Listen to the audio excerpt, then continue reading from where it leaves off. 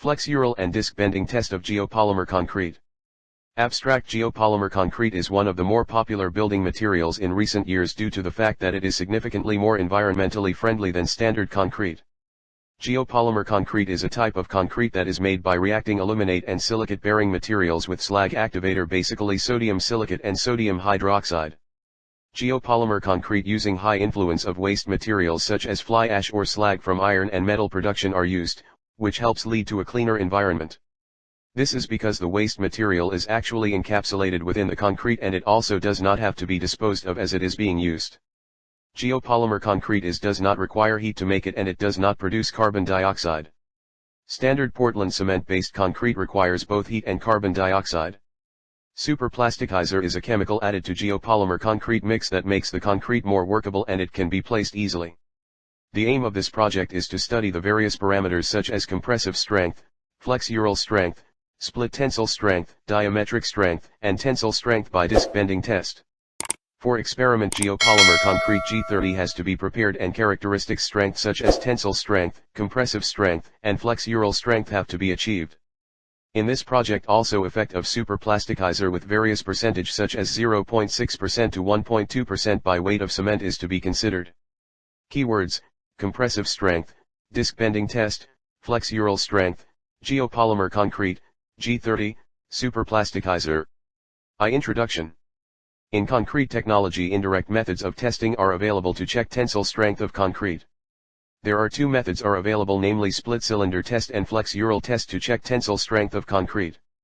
In this paper, disc bending test is to be used to check the tensile strength of geopolymer concrete. Disc bending test on normal M40 concrete with admixture is to be done by me previously. In this work, fly ash-based geopolymer concrete is to be used as the binder, instead of Portland or other hydraulic cement paste, to produce concrete. The fly ash-based geopolymer paste binds the loose coarse aggregates, fine aggregates, and other unreacted materials together to form the geopolymer concrete, with or without the presence of admixtures. Geopolymer concrete is an innovative eco-friendly construction material which is used as replacement of ordinary Portland cement concrete. In geopolymer concrete, cement is not to be used as binding material. The manufacture of geopolymer concrete is carried out using the usual concrete technology methods. 2. Experimental program. Geopolymer materials. Geopolymers are inorganic polymeric binding materials. Joseph Davidovits coined the term geopolymer in 1978 to classify the newly discovered geosynthesis that produces inorganic polymeric materials. The chemical composition of the geopolymer material is similar to natural zeolitic materials, but the microstructure is amorphous. Geopolymer material with sodium hydroxide and cured at elevated temperature will attribute more stable cross-linked aluminosilicate polymer structure. The properties and uses of geopolymers are being explored in many scientific and industrial disciplines. Materials. The material used in present investigation were locally available in Bihta, Dist Patna, Bihar, and physical properties were found through various laboratory tests conducted in Concrete Technology Lab, NSIT Bihta. Fine aggregate. Ordinary sand available in Bihta, Patna, Falga River sand, having the following characteristics has been used. Specific gravity, 2.66. Fineness modulus, 2.41. Unit weight, 1.675 gm/cc. Water absorption, 0.43%. Bulking, 25%. Sand after sieve analysis confirmed to zone 2 as per IS 383-1970. Coarse aggregate. Locally available black crushed stone, Pakar stone, in Bihta with maximum nominal size of 20 mm and 10 mm have been used as coarse aggregate. The physical properties for the coarse aggregate as found through laboratory test according to IS 2386-1963 is resulted as, aggregate crushing value equals 24%. Aggregate impact value equals 29%. Specific gravity equals 2.64. Water absorption equals 0.94%. Unit weight equals 1.60 gm/cc. Fineness modulus equals 6.15. Fly ash. Low calcium fly ash samples taken from National Thermal Power Corporation Barh, Patna, Bihar, were used in this study. This fly ash was of average quality, formed with the combustion of lignite and bituminous coal. The color of the fly ash was light gray. The sample satisfied the requirements of IS 3812, Part I. The chemical property of the fly ash has been presumed based on the data made available from National Thermal Power Corporation, Bihar. Chemical solution. A combination of sodium hydroxide solution and sodium silicate solution was chosen as the alkaline liquid. Potassium-based solutions were not chosen because they were costlier than sodium-based solutions. Both were commercially available in market. The sodium hydroxide, NaOH, solution was prepared by dissolving the pellets in water. The mass of NaOH solids in a solution varied depending on the concentration of the solution expressed in terms of molar, m. For instance, NaOH solution with a concentration of 8 m consisted of 8x40 equals 320 grams of NaOH solids, in flake or pellet form, per liter of the solution, where 40 is the molecular weight of NaOH. The mass of NaOH solids for 97% purity was measured as 260 grams per kg of NaOH solution of 8 m concentration.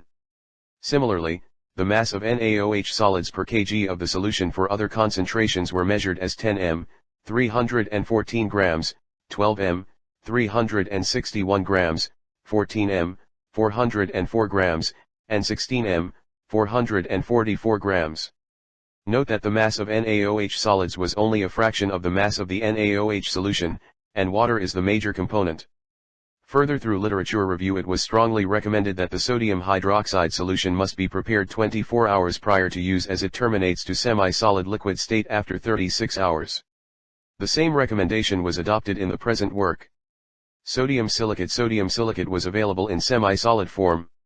The sodium silicate solution, Na2O equals 14.7%, SiO2 equals 29.4%, and water equals 55.9% by mass, was purchased from a local supplier in bulk. Water. Distilled water was used throughout the test procedure to achieve exact molarity. Mixed design of geopolymer concrete. As in the case of Portland cement concrete, the coarse aggregates and fine aggregates occupy about 75%-80% mass of geopolymer concrete. Assuming the aggregates to be in surface saturated dry condition and the unit weight of concrete is 2,400 kg per cubic meter. Combined aggregates are assumed to consist of 70% coarse aggregate and 30% fine aggregate. The mix proportion for 14 minutes geopolymer concrete is calculated, and the value of different ingredients for 1 cubic meter concrete by mass is given as F. 3.3 Mixing and casting procedure. The specimen should prepared according to IS 516-1959. The coarse aggregates, fine aggregates, and cement were weighed and placed on the mixing floor, moistened in advance and mixed homogeneously. Mixing of all the material were done manually in the laboratory at room temperature. After mixing these ingredients, mix the alkaline solution of sodium hydroxide and sodium silicate and placed on the dry mix. The mixing of total mass was continued until the binding paste covered all the aggregates and mixture become homogeneous and uniform in color. Fresh geopolymer concrete was cast in steel mold, and each cube specimen was cast in 3 layers by compacting manually as well as by using vibration table. Each layer of geopolymer concrete received 35 strokes of compaction by standard compaction rod, followed by further compaction on the vibration table. The cube specimens of size 150 x 150 x 150 mm size were used for compressive strength determination. After demolding at 1 day, the specimen were cured at 800 C. 3.4 Methodology. The methodology for present work consists of the following points. Fly ash is to be used as source material to develop geopolymer concrete. Alkaline activator like sodium hydroxide and sodium silicate is to be used to develop the process of making geopolymer concrete. Curing regimens is to be set up for geopolymer concrete to study the effect on rest period before heat curing.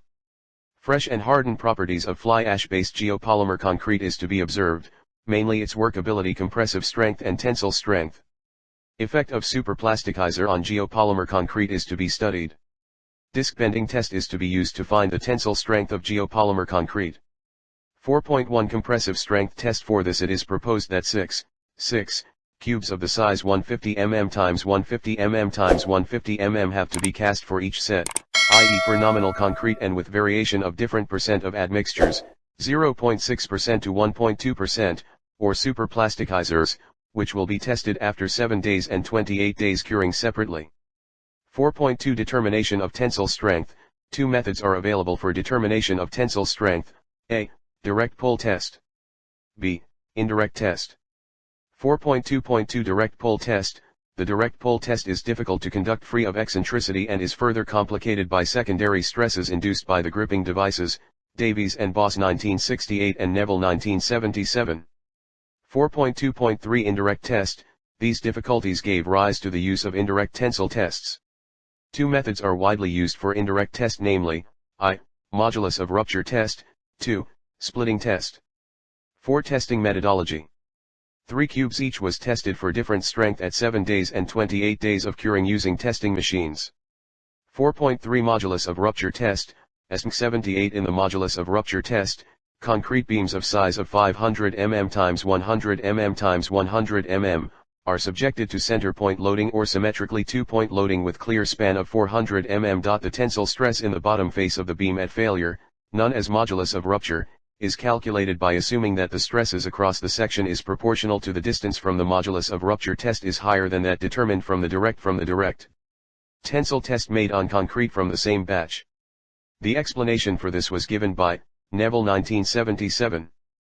4.4 Splitting test, ESM 496, IS 5816-99 Another indirect tensile test method, i.e. the splitting test method, was proposed by Carnier-Rowe and Berclos 1953, in Brazil and developed independently by Akizawa, 1953, in Japan.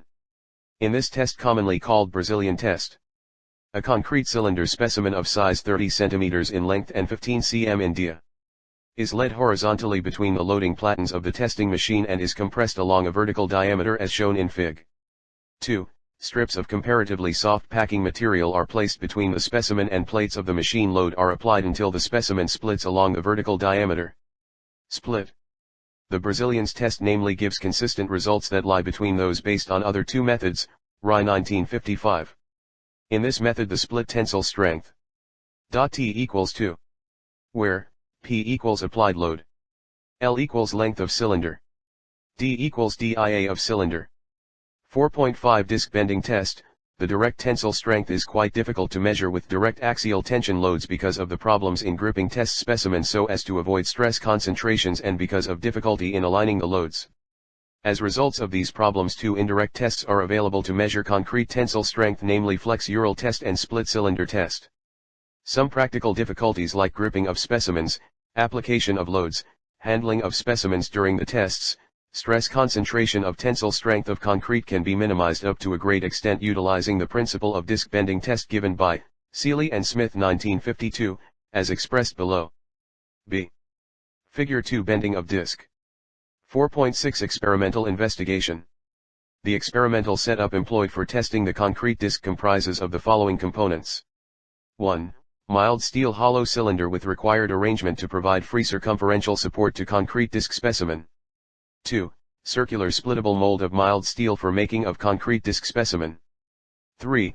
Motorized load frame strain controlled. 4. Dial gauges and device to hold them. 4.6.1 Mild steel hollow cylinder. To provide free circumferential support to the concrete disc specimen, a mild steel hollow cylinder with appropriate edge bearing was fabricated. The clear span, i.e., 2RD, is kept at 152.4 mm, whereas the dimension 177.8 mm with circumferential edge bearing of 12.7 mm was provided as the inner diameter of cylinder to accommodate the concrete disc of 177.8 mm diameter in order to meet the requirement of free support condition. 4.7 Circular split table mild steel mold. In case of diametral compression test, the specimen of 6 diameter and 12 length is used. Keeping this in view, concrete disc of 178 mm, 7, diameter of various thickness ranging from 25.4 mm, 1, to 50.8 mm, 2, are proposed for bending test. In order to prepare the sample of the diameter split table mold as shown in plate 3.1 was made. The split table mold was used to get the sample with least disturbances. The mold was fabricated using mild steel plate which consists clamp with nuts and bolts to tie the two halves of the mold firmly. 4.8 Motorized load frame. Strain-controlled motorized load frame manufactured by Amel, as available in lab, is shown in the plate 3.2 and is used to apply the load with a choice of 10 constant rate of strain ranging from a maximum of 1.25 mm/minute. 4.8.1 Operation. Specimen to be tested for bending is placed on the bottom of loading plate in the cylindrical mild steel mold. A proving ring of desired capacity is fixed to the adapter for measuring the load. Loading platen is raised or lowering by operating the hand wheel with the strain rate lever kept at neutral. The proving ring device to measure the load is brought into the contact with test specimen with the help of a circular steel ball kept on a circular mild steel plate on the specimen. Being ensured that the proving ring is in contact with the test specimen, loading system is operated by switching on the main supply. 4.8.2 Dial gauges and devices. In order to measure the central deflection of the disc, the arrangement was made to fix up the dial gauges through clamp to the loading frame and to rest the needle of the dial gauges on mild steel strips attached to the circular mild steel plate, which is placed at the center of the specimen to provide the uniformly distributed load as shown in plate 3.3. The least count of the dial gauge was 0.01 mm. 4.9 Mild steel rectangular, cylindrical, and cubical split table mold for beam bending split cylinder and cube test. For beam bending test, mild steel rectangular splittable mold of internal dimension 500 mm x 100 mm x 100 mm. For split cylinder test, mild steel splittable mold of internal diameter 150 mm and length 300 mm. And to know the characteristic compressive strength of concrete cube, mold of internal dimension 150 mm x 150 mm x 150 mm were used for casting the specimens. 4.9.1 Universal compression testing machine. For split cylinder and cube test, the standard universal testing machine of capacity 1500 knots and constant rate strain loading was used. 4.9.2 Loading frame for flexure test. A standard well-established loading frame system consisting of jack for loading and proving ring attached to the jack was used for beam bending test. 4.9.3 Sample preparations and curing of sample. In order to prepare the concrete specimens for test, cement, sand, and stone chips were taken by weight in proportion of 1:1.28:2.99. For preparation of concrete samples for disc bending test, disc of 152.4 mm diameter and 38 mm thickness, were prepared with constituent of cement, sand, and stone chips were taken by weight in proportion of 1:1.28:2.99. 12 numbers of samples were prepared in split table mold for each test, such as disc bending and diametral test at water. Cement ratio 0.33 and with compacting effort of 25 NOS of temping by temping rod of 1 diameter. The samples were also prepared of varying thickness 30 mm and 25 mm at varying percent of admixture, 0.6 to 1.2%, keeping water-cement ratio constant for the same test disc bending and diametral test. In Flexural test, beams of 500 mm x 100 mm x 100 mm in 6 numbers for split tensile test of 6 cylinders of 150 mm diameter and 300 mm length and compressive strength 6 cube of 150 mm x 150 mm x 150 mm size were also prepared from the same batch of mix for the sake of comparison of tensile strength of disc bending test with flexural strength and diametral compression strength and cube strength wherever required.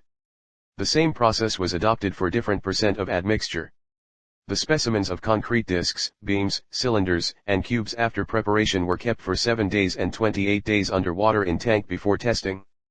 4.9.4 Testing procedure. To study the effect of tensile strength in bending, the test setup as shown in figure was used for testing the compacted concrete disc specimens. Before application of load, the center of specimen was marked and at the mild steel hollow cylinder in such a way that the free support condition exists. 4.10 Mode of failure. By visualization of the concrete sample tested in disc bending method, it is found that the samples had failure with the development of cracks at the bottom face of the sample near the center.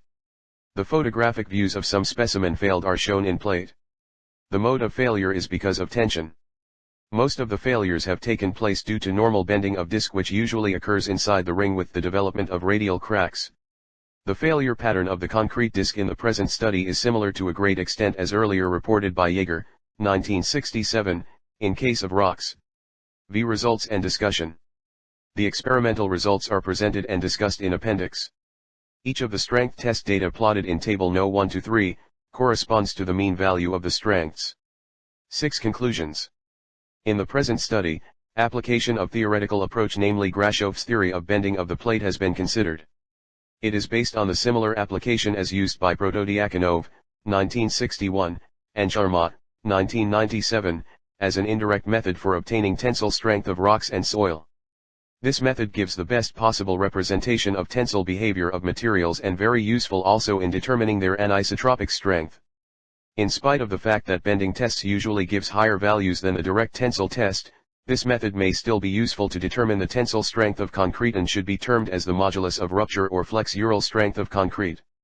The analysis of results indicate that the sensitivity of experiments depends entirely on certain elemental variation, and hence tensile behavior of concrete for any concrete structure covers a broad and extensive field of study because the factors involved are numerous and to a large extent unpredictable analysis even on the most simplified basis under such circumstances. Therefore, it is not possible to make generalized conclusions. The work presented in this thesis is therefore concluded as follows. The geopolymer concrete, which is prepared in proportion of 1:1.28:2.99 by weight, having fairly good tensile strength. 2. The tensile strength of the geopolymer concrete increases with an increase in percent of admixture up to in the range of 0% to 1%, and at 1.2% of admixture its value decreases. It is valid for all the cases like compressive strength and the diametral stress and fracture strength too. The tensile strength obtained from bending test, disc bending and beam bending, is higher than the compression test, disc diametral compression test, split cylinder test and cube test. 3. The tensile strength obtained from disc bending test is higher than the beam bending test. 4. The tensile strength obtained from disc diametral compression test is higher than the split cylinder compression test and cube compression test. The value of tensile strength obtained from cube test is lower than the flexural strength, diametral stress, and tensile strength from disc bending test, but it is slightly greater than the tensile strength from split cylindrical test. 6. It is observed from the test data that percent of admixture increase up to 1%. The value of all types of strength of concrete is going to be increased. At the same time, flowability of concrete increases even at 1.2% of addition of admixture. Further scope of studies.